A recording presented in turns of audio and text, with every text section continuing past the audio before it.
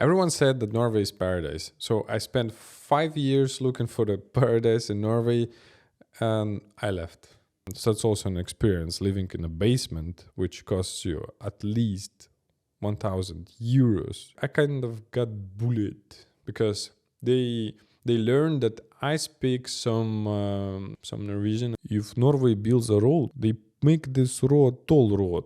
So you pay for this road every time you pass it for upcoming 3 to 5 years, maybe more, who knows. Hi, I'm Alex. I'm Estonian who lived in Norway for 5 years, worked for Tesla, and 2 years ago I decided that I had enough and I moved back to my home country. I've been waiting so long to share this story, and it always was kind of cooking in the back of my head.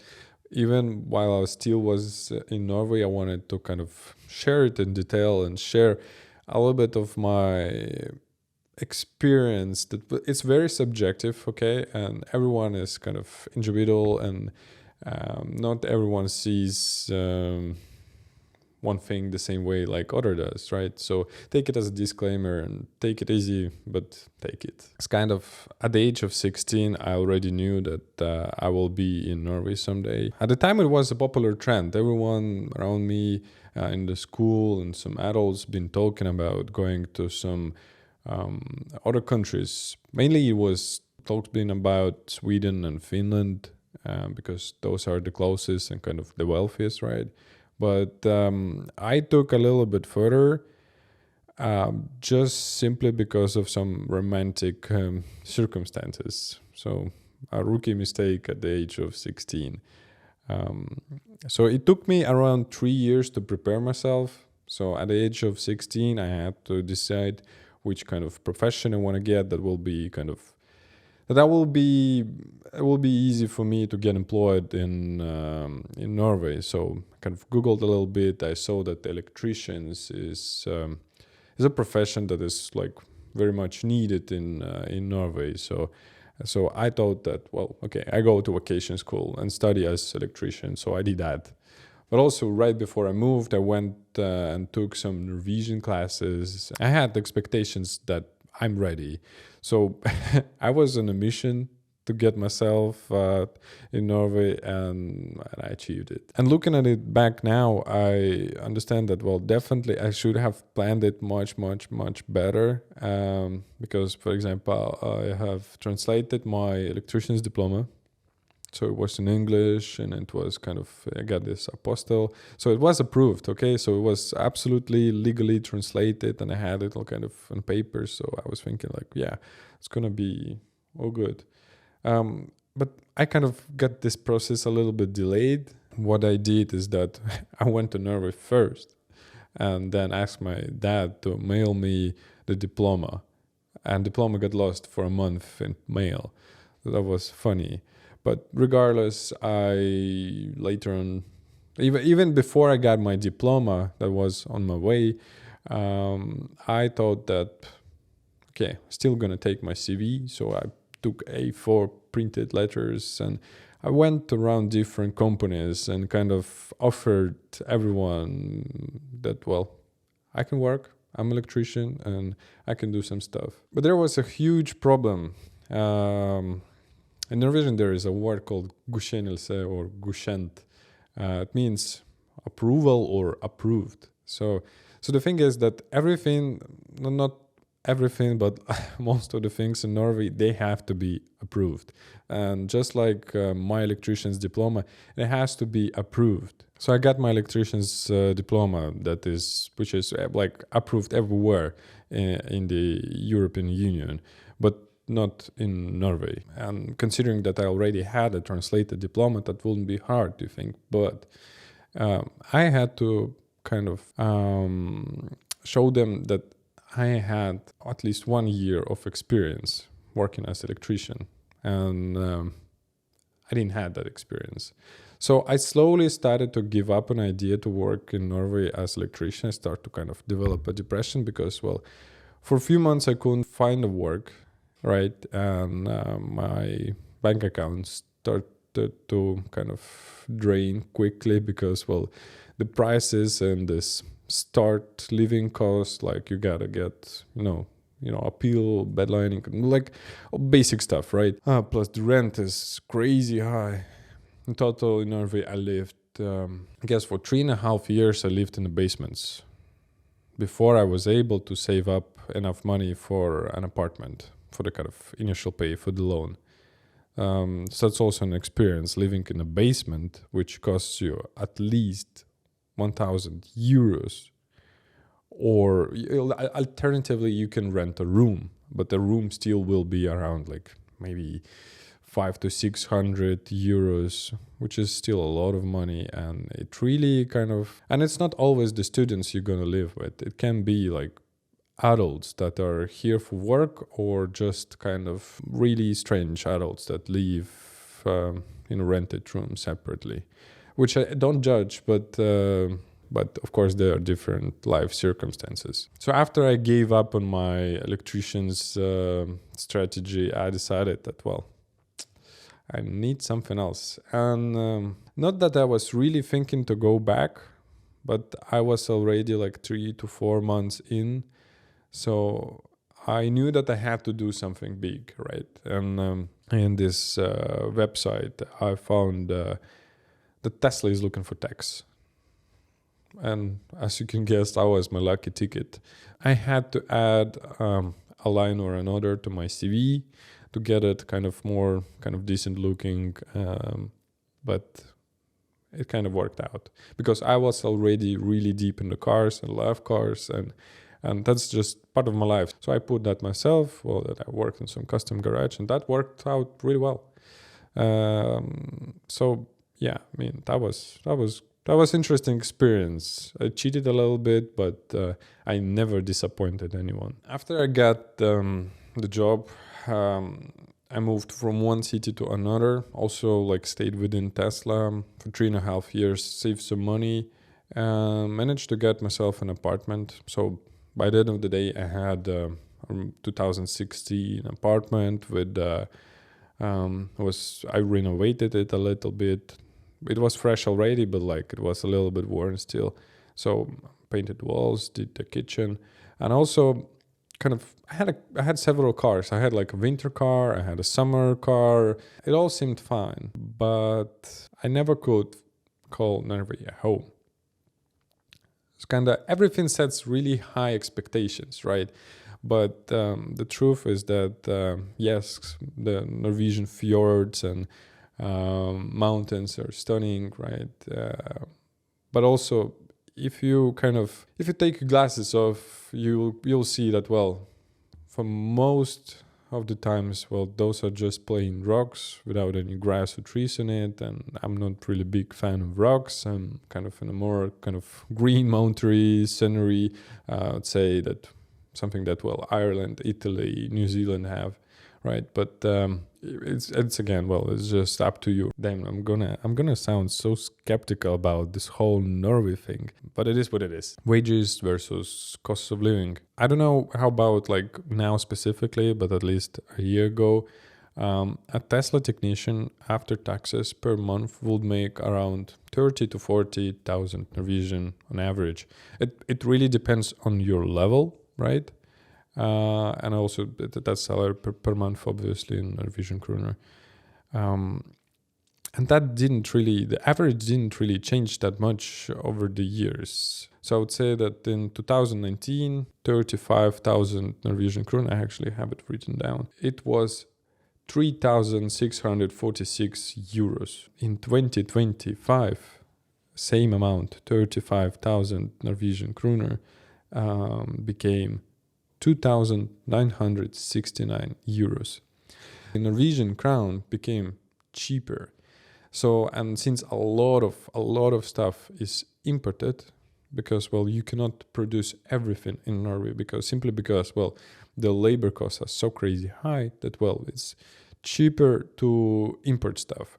But, well, and Norwegian government understands that. So in order to balance it a little bit, they try to put some really crazy and strict regulations on food, how it's produced, how the chickens walk, how they treat them, and blah blah blah. So that results in we're gonna talk about this later. But I can say that 400 grams of chicken breast can cost you like easily 10 plus euros. A large cucumber, 3 euros, easy. A normal 0.5 liter Coke can be like between 2 to 3 euros. So but double the European price. While you think about just the currency exchange, you can also add inflations. While most of the employers, they will compensate you with annual increase, like it's 3 to 5%. It's really hard because you significantly started to lack the buying power. It's not the same. And like I remember that in 2019 when I was coming in Estonia with like, well, back when the inflation was also high, but still I understood that, well, I can buy more. But then after years I understand that, well, I cannot afford that much anymore. So even with those kind of good enough sounding numbers for Estonia, like I mean, I'm talking 3,000 euros plus minus, right? It's a lot of money still after taxes. So that's something you get netto, like to your bank account. You still cannot get much. And the truth is that nowadays, even in Estonia, a skilled worker, skilled one, the person that has some set of skills. I don't want to kind of make anyone feel bad, but like if you work as a cashier, you cannot expect much because, well, you have little responsibility and you don't need much skill to be a cashier. So in Estonia, a cashier makes the minimal wage. Same happens in Norway, with just exception that in Norway, their minimal wages are kind of split between the professions and their degrees. And that's a fun fact, by the way, is that a person, an engineer, let's take as an example, automotive engineer with bachelor's degree versus automotive engineer with the master's degree. For bachelor, that may be easier to find a job because the minimal wage is different because they have different levels of education. That's a fun fact as well. You can Google it and it's different for each and every profession. But anyway, people in Baltics, skilled workers, they can still make a lot of money. Like I know a lot of IT guys who make good money and make good living. But not only the IT guys make good money here. When I moved to Estonia I had, of course, long vacation to kind of get myself settled in, right? But also I worked a little bit as a Mercedes technician here, a diagnostic technician for local official Mercedes dealership. You know, the salary was between 2 and 2,500 euros after the taxes, which for Estonia left me with healthier food, much higher quality of life, but also it left me with more money in my pocket, free money that I could save some money or invest money. So it really kind of made me think that, well, yes, I moved back to Estonia. I work in a similar occupation, and make less money. But I need kind of less money to live as well. And actually by earning less, I started to have more money. That's ridiculous, but well, it is what it is. Also, I remember when I got this apartment and started to do some renovations, I decided that, well, it needs a new kitchen. So I went to IKEA, got a new kitchen with the appliances. It was probably around 10 to 12,000 euros. And if I wanted to have this kitchen installed by IKEA techs, I will have to pay another 10,000 euros. So that basically means that I can take 2 months of unpaid leave, right? Sabbatical. Buy all the tools and have 2 months to build the kitchen. It will be more kind of financially kind of logical than, paying someone 10,000. because, well, I can learn something. I mean, I stayed at my job and I was, I did the kitchen myself by the end of the day. But still, it was really interesting comparison in terms of numbers. Like, your kitchen is 10k euros, and then you have to put another 10k to get it installed. It's crazy. But also, there is I had to install for a dishwasher automatic switch off valve. So in case if your dishwasher leaks, then, well, it automatically shuts off the water. But the thing is that I bought one from IKEA, from Norwegian IKEA. One got it in Norway, but it still wasn't, good enough as it came out, because I decided that, well, for insurance reasons, I will hire a plumber, that he will come double check, even though like it's been already months, like 3, 4, 5, 6 months, nothing leaked, everything was just fine. I still decided that, well, I will invite a plumber, so he will check, he will put his signature, so I will know for sure that everything is good. But I mean, I wasn't worried much. I think my insurance was, or I was worried about my insurance because, well, just in case it wouldn't work. So I decided, okay, let's go, plumber. As it came out, this valve that is sold by Scandinavian IKEA in Norway was not approved. It was not godkjent. So I had to pay another 100 euros for this automatic valve and another 700 euros to get it installed. I was surprised a little bit, but it is what it is, I guess. No, well, it's not it is what it is, because, well, all he had to do is kind of switch off the water, remove the drawer under the sink, unbolt the valve, put another one in. That's it. Okay, he had to go downhill to get the valve and go uphill to get the valve, but like he did it by car. So anyway, 700. Well, another kind of dramatic topic for me is transportation. So simply put, you go to mobile.de. That's a kind of German or European website for car sale. You take any model, any car, any make, whatever. Let's take, I don't know, a brand new Skoda Kodiaq that is sold in a local Estonian dealership. It's probably going to cost you around 35 to 40,000 euros. And you know how to learn the price of it in Norway? Just double it. So Norway has this really stupid and ridiculous taxation system. So if you take any diesel or gasoline car, you will have to pay double the price. It just like it actually says the tax is 100%, and then that's you can feel that in a used market as well. Obviously, like as you import older cars, the taxation is lower, but still it's really hard. On other hand, EVs are not taxed. Only luxury EVs exceeding certain sum are taxed, but for a very long time, EVs were not taxed. Well, and that's the only reason why actually in Norway there are so many EV cars, electric vehicles, I mean.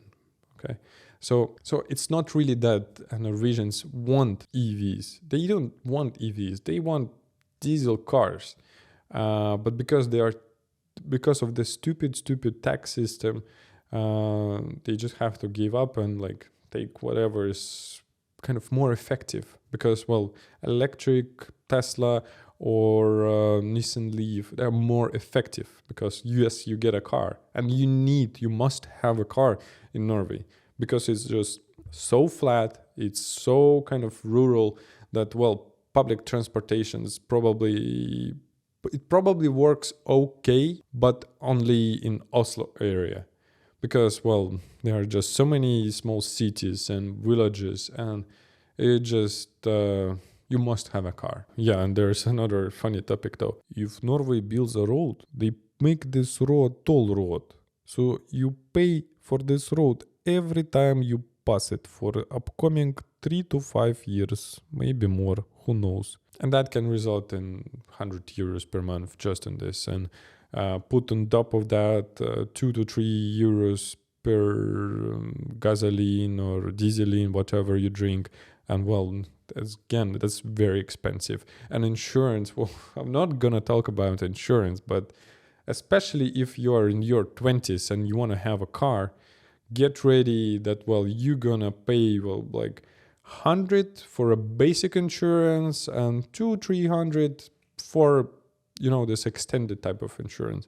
I mean, it's crazy when you have something to compare. Yeah, I mean, when you talk to Norwegians, they don't get so surprised or excited about it because, well, that's a norm. That's how we live, right? Yeah. I'm not gonna talk much about the social welfare system. I guess it's okay for the most people.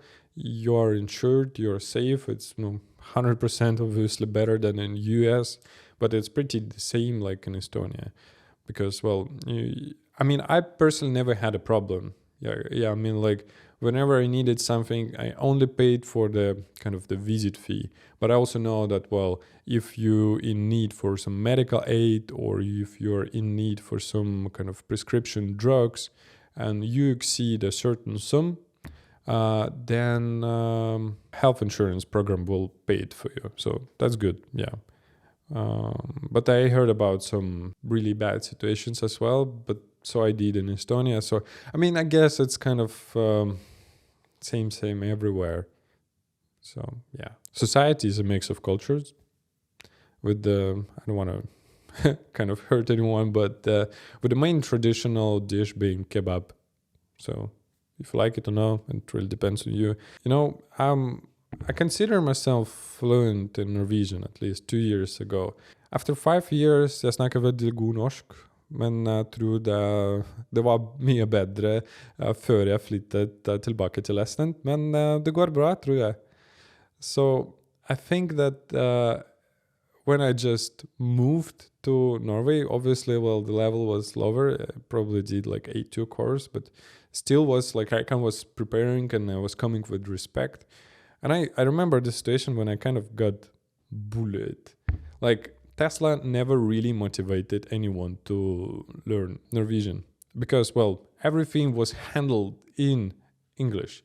And that's an American company, and no one really cared about Norwegian. And no matter if you're Norwegian or English or whatever immigrant you are, because, well, over 50% of Tesla workers are immigrants. Like, the basic language was all either Polish or English, most of them English, obviously, but still. I remember when I came, there's been a couple of those Norwegian guys, also in their 20s, and I remember I kind of got bullied because they learned that I speak some language, some Norwegian, and they'd be like, okay, so we're gonna talk with him fast, with slang, with some kind of sarcastic and abusive jokes, and in Norwegian. So, well, while that was kind of maybe not easy at first, but, well, I learned the language rather quickly, I guess. And, speaking of spending, because the labor costs are so high, people are really kind of, buying those ready-made products. Because if you own a car, let's say a BMW, you have a timing chain, and you have 2 liters diesel, you will likely replace engine sooner than you will do timing chain. Why is that, you ask? So the thing is that to replace a timing chain is probably going to cost you around 30 to 40,000 at more or less reputable workshop, and it's not dealer. We're not talking dealer like 40, 50k easy, and we're not talking about those guys who will work cash for you. It's still gonna be like around 1.5, 2,000, but no warranties, right? Because, well, just say you drive it too fast, you break it, not my problem.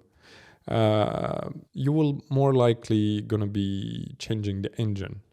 So because it's the price of the used engine from Lithuania or Latvia is gonna be nearly the same, because it's kind of faster to replace an entire engine, and it involves less kind of this warranty thing, right? So I know also people did a lot of those insurance scams Like I remember I had a chat with a guy who was like, well, need to go home and back up my computer. And I'm like, why? Well, because I'm gonna spill some water in it and report it to insurance because it's almost 1 year old. I want to get a new one, kind of more performance one, because there is a new series of graphic cards is available, and I've seen it here and there. So I mean, yes, Norway wasn't really for me. Like kind of understood that, well, I want to go back because I want to see my family more than twice a year. I can make good enough money in Estonia while working as a diagnostic technician if I was willing to. Right now, I run a business in Estonia, and that feels so easy and smooth here in Estonia because everything is kind of really well adapted, and I like it a lot. So, I mean, it just really feels like home. It's really easy to kind of. Every country has their own list of problems. But problems that we have here in Estonia, I was born with them. And it's much easier for me to navigate through them than learning a new set of problems and kind of navigate through that. And especially considering that for me, I call myself extrovert. Okay, everyone wants to kind of sit in a corner and cry once in a while. I guess that's okay. But I think that most of the times I'm a very extroverted person. And I like to kind of talk to people. I'm social.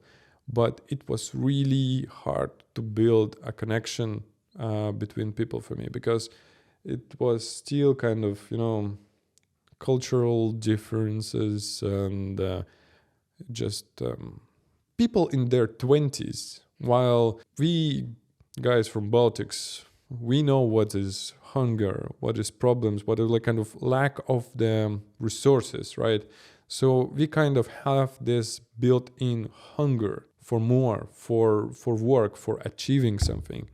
And most of the guys I met in Norway that were born especially in Norway, they didn't have such hunger. They go hiking in the mountains to drink a beer, take a sausage, put it in the dirt, then warm it up on the fire, have a snack, and go downhill drunk. But like I understood that, well, I'm different and I'm looking for something else. And I mean I'm just generally like I moved here and I got everything aligned, and that's just kind of my story. Yeah, so it wasn't for me. But if you still thinking about moving to Norway, so definitely do your research.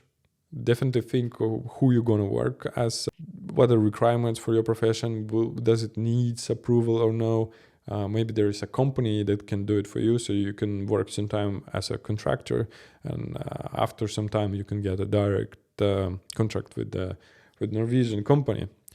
But think about what are your kind of long-term or short-term goals, because if you are willing to live in the if you want to earn as much money as possible, kind of short-term, yeah, and you're okay to live in a cardboard box for some time, well, then it's probably fine. But you will earn some money, but same will happen in Estonia. So practically, like if you're gonna live in a cardboard box in Estonia, well, obviously you're gonna save up a lot of money here as well. That's just how it works. So think about your goals and if it's gonna be efficient at all. But be sure that if you're not going to do something special here, there in Norway, and you want to live like a human, well, it's gonna be really hard to make some good money and kind of. While, yes, the Scandinavia in general, like everyone speaks English, but not everyone.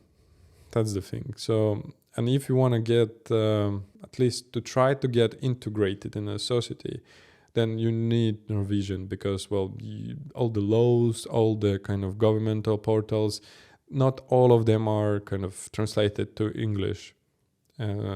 So I would say that, well, Norwegian is a very important language in Norway.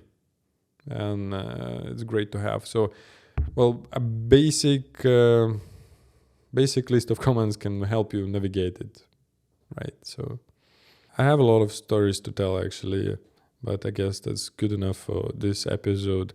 And I want to thank you for watching. If you have any questions or you have a story you wanted to share, put it in the comment section, and perhaps in the next YouTube episode, if it's ever gonna be about Norway, that I don't think, but it might be, who knows, or I will answer it in my Instagram story, so make sure to follow me here if you're curious. So yeah, thank you so much for watching again, and feel free to subscribe. Thanks.